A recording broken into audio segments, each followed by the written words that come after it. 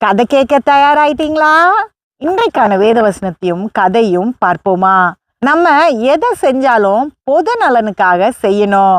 அது மட்டும் இல்லாம ஒரு விஷயம் நமக்கு நல்லதா அமைஞ்சிருச்சு அப்படின்றதுக்காக அடுத்த கட்டத்துக்கு போகாம அந்த இடத்துல இருக்கணும்னு நினைக்கிறதும் தப்பு. வேதம் என்ன சொல்லுகிறது என்று பார்க்கலாம்.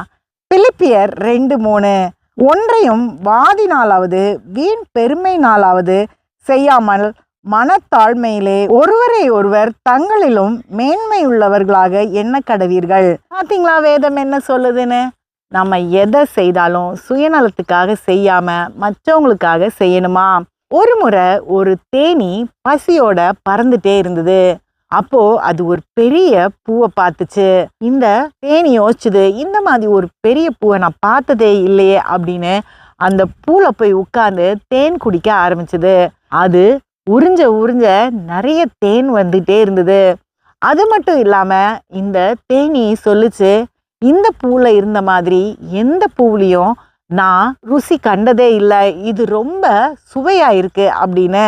அதனால அது யோசிச்சுது, மற்ற தேனீக்கள் வர்றதுக்கு முன்னாடி இதுல இருக்கிற எல்லா தேனையும் நான் மட்டும் குடிச்சிடணும் அப்படின்னு. அது அப்படி நினைச்சு தேனை குடிச்சிட்டு கொஞ்ச நேரம் உட்கார்ந்துருந்தது. மறுபடியும் தேனை குடிச்சிட்டு உட்கார்ந்துருந்தது. இது இப்படியே செஞ்சுக்கிட்டே இருந்தது. சாயங்காலம் ஆயிடுச்சு. அந்த பூல தேன் குறைஞ்ச மாதிரியே இல்லை. அன்னைக்கு இரவு அந்த பூ அப்படியே மூடிருச்சு. அப்படியே மூச்சு திணறி இறந்து போச்சு அந்த தேனி. நம்மளும் சில நேரம் இப்படி தான் பண்ணுறோம்.